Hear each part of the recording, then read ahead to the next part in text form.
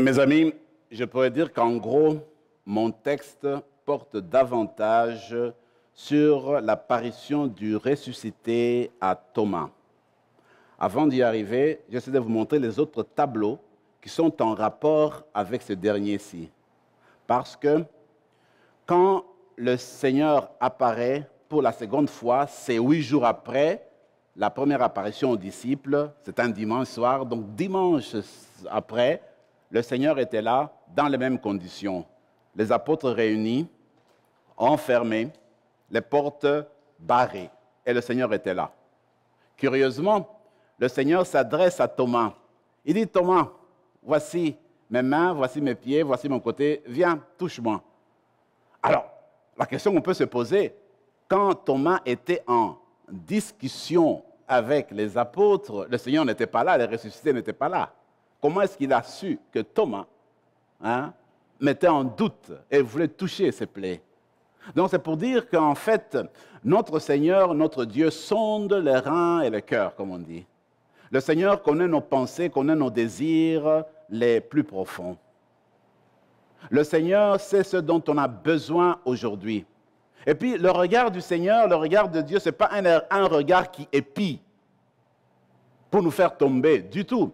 On peut comparer ce regard-là comme le regard du médecin. Quand tu consultes un médecin et il te regarde, ce n'est pas pour t'enfoncer. Le médecin pose un regard sur toi et il regarde parce qu'il voudrait découvrir des choses pour t'aider, pour te soigner comme il faut. Alors, notre Seigneur, quand il nous regarde, Dieu, quand il nous regarde, il sonde nos cœurs, nos pensées, c'est pour notre bien. C'est jamais pour nous écraser, voyez-vous. Alors, le Seigneur, dans sa divinité, dans son amour puissant, alors il a vu que Thomas était dans le besoin, il avait la faim, la soif de toucher ses plaies, afin de croire.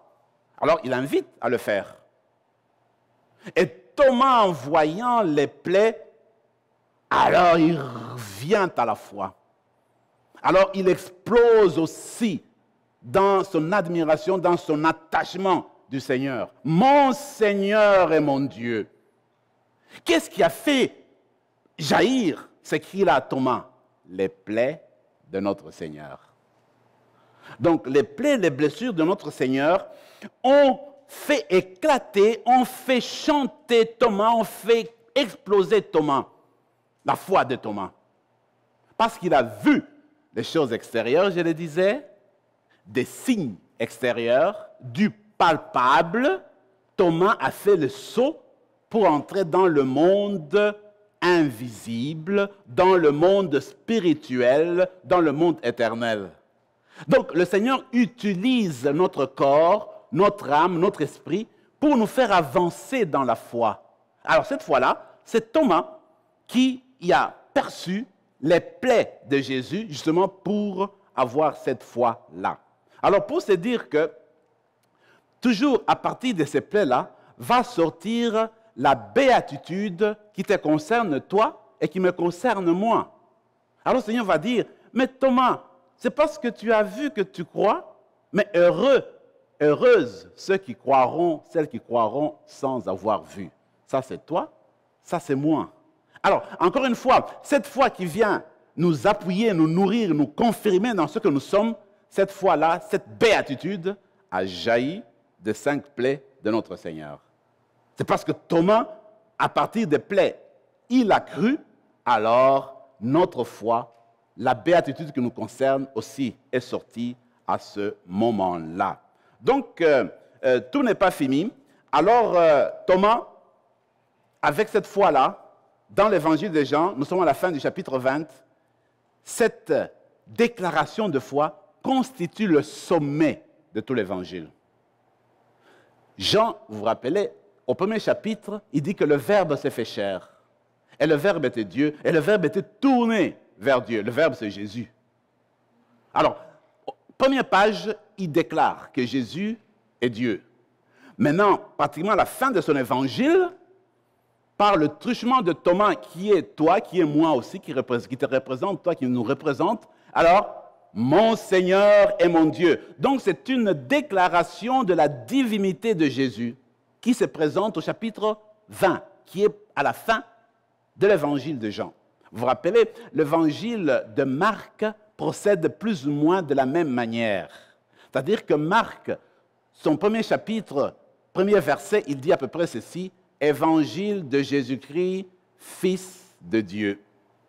Et à la fin de l'évangile, au chapitre 14, verset 39, alors là, il va dire par la voix du centurion, qui voit Jésus en train d'expirer sur la croix, qui lui a lancé, qui lui a donné un coup de lance, il dit, vraiment celui-là était le Fils de Dieu.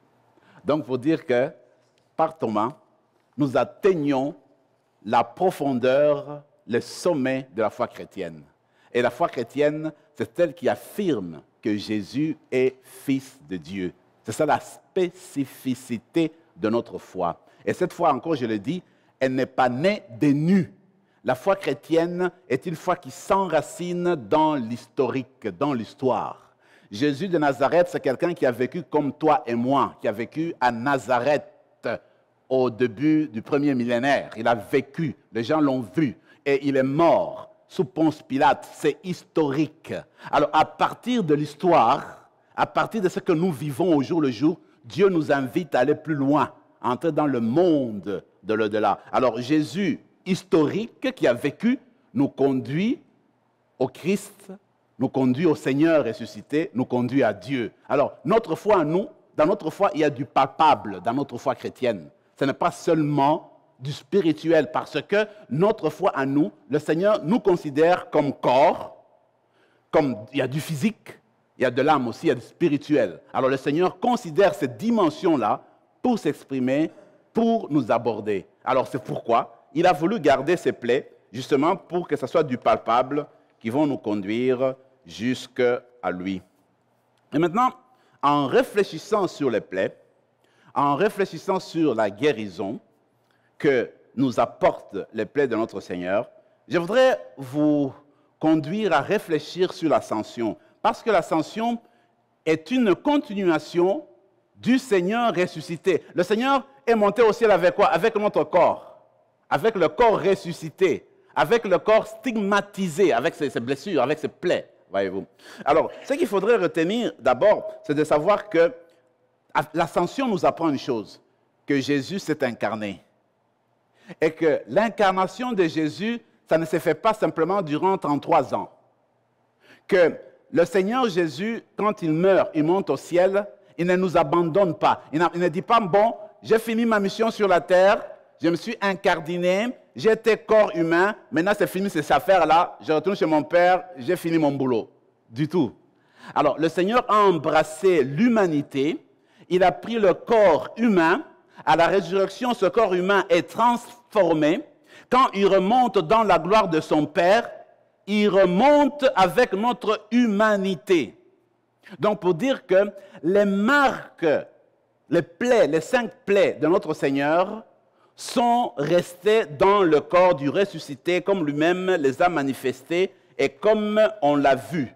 Alors, c'est pour dire que l'humanité avec l'ascension, l'être humain est entré dans le cœur de Dieu. Pourquoi l'humanité est-elle dans le cœur de Dieu? C'est parce que le corps de Jésus a les plaies. Les plaies montrent que l'humanité, notre corps, est un corps vulnérable. Notre corps est fragile. Notre vie est fragile. Regardez, tu peux faire juste un petit accident, tu manques une marche en montant chez toi, il faut aller à l'hôpital, tu t'es brisé la jambe, un petit rien. Notre vie est fragile.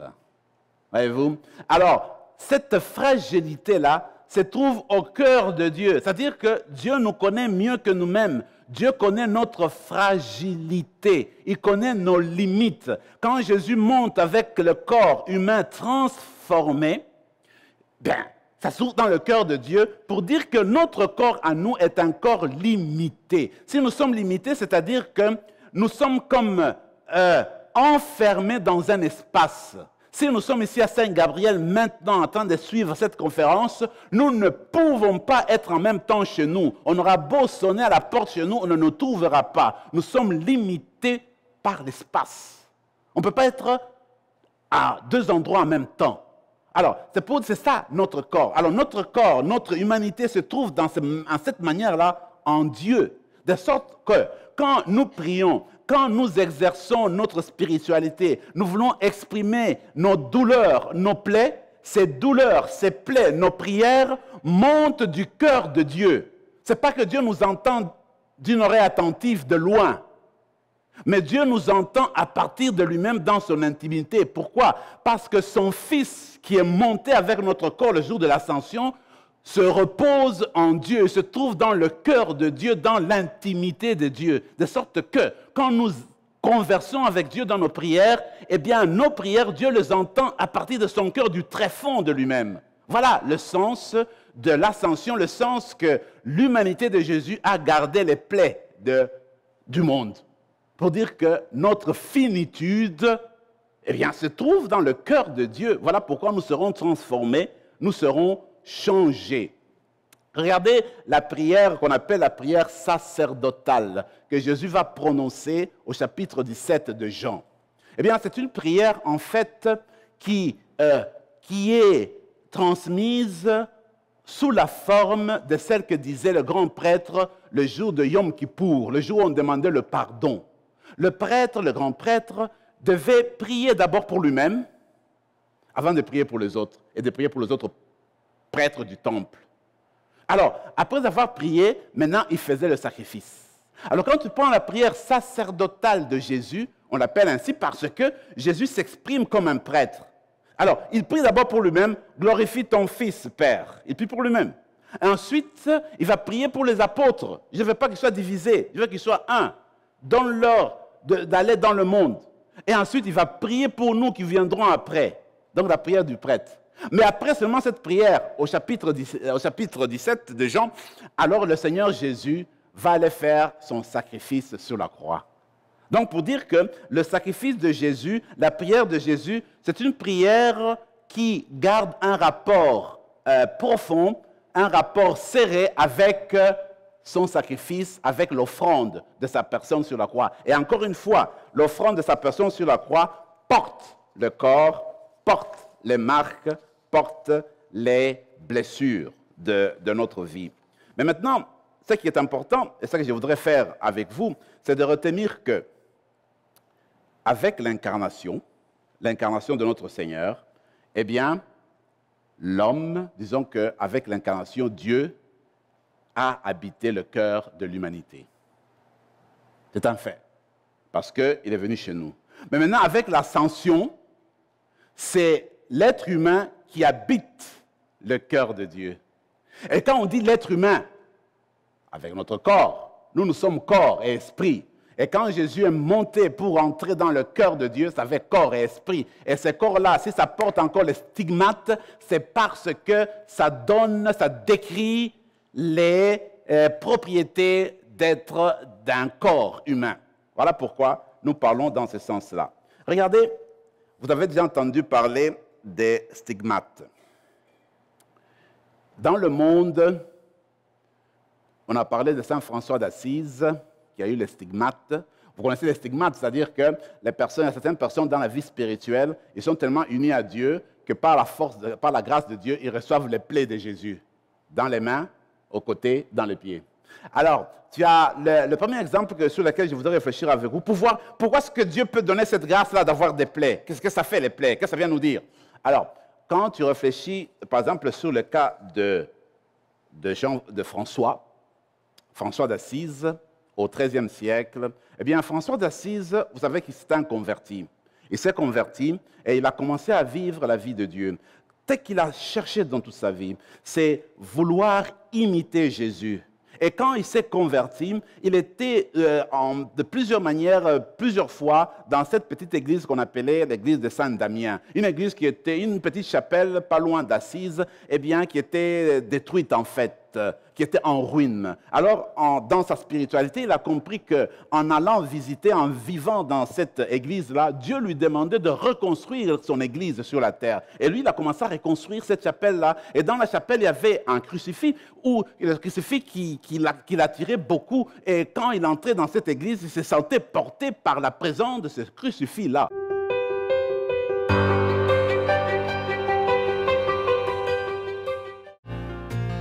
Disciples missionnaires, toi et moi. 3 nouveaux DVD avec Monseigneur Daniel Berniquet. Être disciple nous amène à devenir missionnaire. La joie est le premier don que nous recevons lors de notre rencontre personnelle avec Jésus. Cette joie naît et renaît dans nos cœurs quand nous découvrons que nous sommes les bien-aimés du Père. Pour commander, détails à l'écran. Tout est accompli. 3 nouveaux DVD avec l'abbé François Kibwenge, dans lesquels il explique que les acquis de la croix sont à notre portée, que délivrance et libération sont maintenant disponibles. Que nous reste-t-il encore à faire? N'hésitez pas à vous procurer ces 3 nouveaux DVD avec l'abbé François Kibwenge. Détails à l'écran. Pour dire que François, durant toute sa vie, il a essayé d'imiter Jésus en tout et en tout, continuellement. D'ailleurs, de lui-même, il explique que sa conversion a toujours été progressive. Une manière d'expliquer, c'est quand il dit qu'il avait de la difficulté à être à côté d'un lépreux, que ça lui a pris du temps. Même quand il s'est converti, il est devenu frère, il est devenu chrétien, il avait de la difficulté pour aborder un lépreux, pour l'embrasser, le toucher. Le fait de voir le lépreux, ça le repugnait, ça le repoussait. Et il continue à prier son Dieu pour vraiment imiter, pour être capable un jour d'aborder un lépreux. Et du coup, ce jour-là, d'après ce qu'il raconte, un jour qu'il s'est promené dans la ville d'Assise, voilà qu'un lépreux était au-devant de lui, il sent en lui une force qui le pousse, il va embrasser le lépreux et tout était correct. Et à partir de ce moment, il a commencé à rendre service au lépreux. Donc pour dire que sa conversion a été progressive. À la fin de sa vie, 2 ans avant la fin de sa vie, voilà qu'il sentait toujours ce besoin de se conformer davantage au Christ qui s'est donné à nous, au Christ qui a souffert. Il s'est dit, moi là, je vais faire une retraite. À ce moment-là, au XIIIe siècle, il y avait ce qu'on appelait la retraite de Saint-Michel. Ça commençait le 15 août, le jour de la Vierge, et ça s'est terminé le 29 septembre. Lui, il a pris ce moment-là pour se retirer dans la grotte de la Verna, alors avec certains de ses confrères. Et c'est à ce moment-là, quand il a passé presque 30 jours, à la fin de sa retraite, il a eu la grâce de recevoir les stigmates. Et il y a eu très peu de personnes qui ont vu comment les choses sont arrivées. Mais toujours est-il qu'à sa mort, tous les frères, toutes les personnes qui étaient là ont vu comment il avait les stigmates dans sa main. Donc, pour dire qu'en fait, les stigmates, ce n'est pas pour les avoir pour les avoir. C'est que les stigmates ont un enseignement. C'est une identification à Jésus. C'est quand tu veux devenir comme Jésus, tu veux faire les choses comme lui le faisait, alors à ce moment-là, tu peux recevoir cette grâce-là. Mais maintenant, quand tu reçois cette grâce-là, c'est pour que tu aimes davantage les personnes qui sont autour de toi. Et François disait que moi, je commence à sentir que l'exemple de Jésus m'aide parce que Jésus qui a été trahi par ses apôtres, Jésus qui a été abandonné, qui a eu de la difficulté à un moment donné avec ses intimes, voilà que moi maintenant, François, le groupe que j'ai créé ici, je sens qu'il y a des trahisons, je sens qu'il y a des problèmes, mais comme Jésus, je vais essayer d'aimer mes frères, je vais essayer de garder contact avec eux, je ne vais pas avoir de la haine. Quand on veut suivre Jésus, on veut s'identifier à Jésus, eh bien, c'est toujours l'amour qui ressort. Si François a reçu les stigmates, ce n'est pas pour le plaisir de les recevoir, c'est parce qu'il y a une conformité, c'est parce qu'il y a une identification à la personne de Jésus. Donc, pour dire que même François lui-même, il a gardé ça secret. Il n'a jamais dit aux gens qu'il avait reçu les stigmates. Jamais, jamais. Alors, c'est seulement après que ça a été découvert et puis des livres ont été écrits là-dessus. Alors, pour dire que si nous voulons réfléchir là-dessus, il faudrait se dire que la vie chrétienne est une vie d'imitation. On est en train d'imiter Jésus. Alors, vous connaissez aussi l'histoire de Marthe Robin, cette Française qui est née au début du XXe siècle, exactement en l'an 1902, et puis d'une famille de fermiers. Une vie tranquille au début, mais finalement, Marthe Robin va finir sa vie paralysée dans son lit des années et des années. Et les personnes qui vont voir Marthe dans sa chambre, tous les témoignages, ils disent comment tu es entré dans cette chambre-là, tu penses que tu vas avoir pitié de cette personne parce qu'elle est paralysée, elle est devenue aveugle aussi à la fin de sa vie, elle ne pouvait pas manger. La spiritualité nous montre qu'elle se nourrissait de l'Eucharistie. Mais Marthe Robin a reçu aussi la grâce des stigmates. Alors, quand tu reçois les stigmates, elle-même, dans son livre, elle dit, depuis que j'ai reçu ces souffrances-là de notre Seigneur, eh bien, je suis en mesure de supporter davantage ma souffrance de malade, ma souffrance de paralysie, tout ce que je souffre maintenant, tout ce que j'ai maintenant et qui essaie de réduire ma vie, tout cela, avec la grâce que j'ai reçue de Dieu, je le surmonte. Et si les gens qui allaient chez Marthe et qui avaient des blessures dans leur vie, qui souffraient de tout cela, quand ils allaient chez Marthe, ils étaient guéris à partir des blessures de Marthe.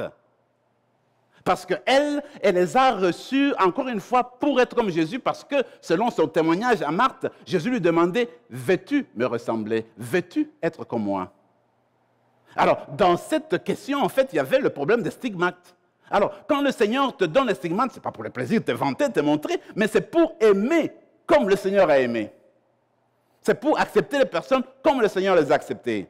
Alors, quand on regarde dans la vie de Marthe, alors, c'est cet enseignement que le Seigneur nous donne. Est-ce que le Seigneur veut donner des stigmates à tout le monde? Ce n'est pas nécessaire. Si le Seigneur donne des stigmates à certaines personnes, c'est pour justement nous rappeler, nous autres là, que nous devons ressembler à Jésus. Que les blessures de Jésus sont là pour nous guérir.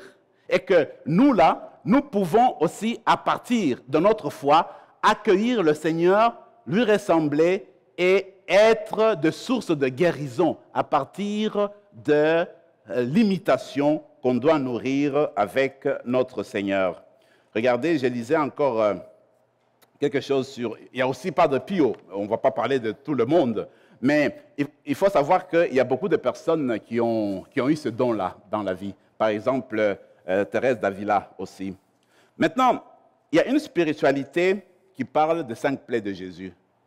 Tu as la spiritualité. Vous savez, la nuit de Pâques, quand le prêtre prépare le siège pascal, à un moment donné, il met, s'il le veut, c'est au choix, tu peux mettre 5 grains d'encens, 5 graines d'encens. Ce sont les 5 plaies de Jésus sur le cierge pascal. Donc, ça rappelle. Hein? Alors, il y a beaucoup dans la spiritualité, c'est parce que l'Église a accepté la spiritualité des 5 plaies de Jésus au IVe siècle. Par exemple, quand tu récites le chapelet, eh bien, les 4 Notre Père, tu peux le réciter en pensant, ou les 5 Notre Père, en pensant aux 5 plaies de Jésus. C'est une spiritualité hein, que les gens ont vécu à ce moment-là. Mais je voudrais terminer avec des choses concrètes. Regardez ce que dit Henry Newman. Il dit que souvent dans notre vie, nous tous, nous toutes, nous avons l'expérience d'être blessés. Nous avons été blessés. Et souvent, nous sommes blessés par les personnes qui nous aiment le plus, les personnes qui sont proches de nous. C'est de là que nous avons des souffrances, des blessures. Des personnes qui sont très proches de nous. Alors il dit, mais en grandissant, en vieillissant de plus en plus, il faudrait faire comme Jésus finalement, c'est dire, les personnes qui ont essayé de nous aimer, nous on pensait que c'était vraiment un amour pur. En grandissant, en vieillissant, on se rend compte qu'ils ont voulu se servir de nous aussi. Il dit, mais écoute, comme Jésus, il faudrait peut-être porter ces personnes-là dans nos prières, pardonner comme le ressuscité qui pardonne, qui revient et qui pardonne. Et essayer, dans la mesure du possible, d'avancer avec ces blessures-là, les blessures que ce ne soient pas des chaînes, mais que ce soit des tremplins pour aimer davantage, pour être témoin de Jésus. Alors le Père Pierre lui dit, écoutez, lui il donne l'exemple, il dit, comme il a beaucoup aidé les personnes, les sans-abri dans la ville de Paris, il dit finalement, il est arrivé à se dire, les blessures des autres là viennent me blesser. Ça c'est la compassion. Alors quelqu'un qui est blessé, sa blessure te blesse. Donc c'est une âme chrétienne qui est présente aux autres. C'est la compassion, savoir partager les souffrances des autres, c'est dire qu'il faudrait trouver une solution, savoir partager avec d'autres. Par exemple, regardez ce que font le AA.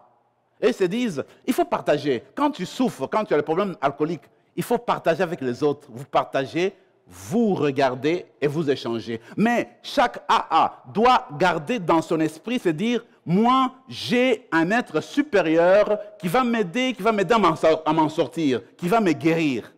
Et tu es chrétien, tu es catholique, évidemment, c'est Jésus-Christ, c'est Dieu.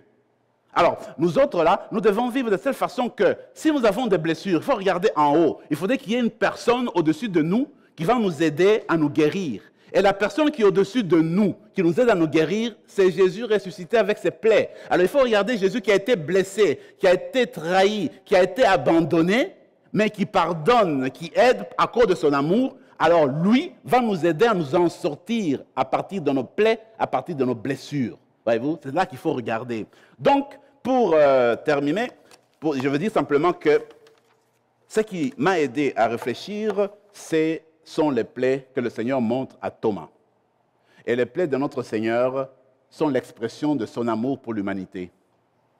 Et cette expression de son amour pour l'humanité, eh bien, vient nous chercher aujourd'hui, vient nous guérir aujourd'hui. La preuve, c'est que Thomas, qui a vu ces plaies-là, de choses extérieures, a crié, a reflété sa foi. Mais maintenant, ça revient à nous autres aussi de regarder les plaies de Jésus, qui vient guérir le nôtre, et à chanter notre foi. Si parmi nous, dans le monde, il y a des gens avec des stigmates, c'est pour nous rappeler que nous devons être comme Jésus, nous identifier à Jésus. Et s'identifier à Jésus, c'est aimer toujours comme lui. Et c'est seul l'amour qui peut guérir des blessures. Merci. 3 nouveaux DVD avec le Père Yvan Mathieu, Être disciple selon l'Évangile de Jean. Qui a été notre Jean-Baptiste? Sommes-nous des Jean-Baptistes pour les autres? Dieu ne cesse de chercher des cœurs pour l'aimer. Père Mathieu fait aussi un lien très intéressant entre le Jardin d'Éden et le jardin près du tombeau où Jésus a été déposé. Pour commander, détails à l'écran. Disciples missionnaires, toi et moi. 3 nouveaux DVD avec Monseigneur Daniel Berniquet. Être disciple nous amène à devenir missionnaires. La joie est le premier don que nous recevons lors de notre rencontre personnelle avec Jésus. Cette joie naît et renaît dans nos cœurs quand nous découvrons que nous sommes les bien-aimés du Père. Pour commander, détails à l'écran.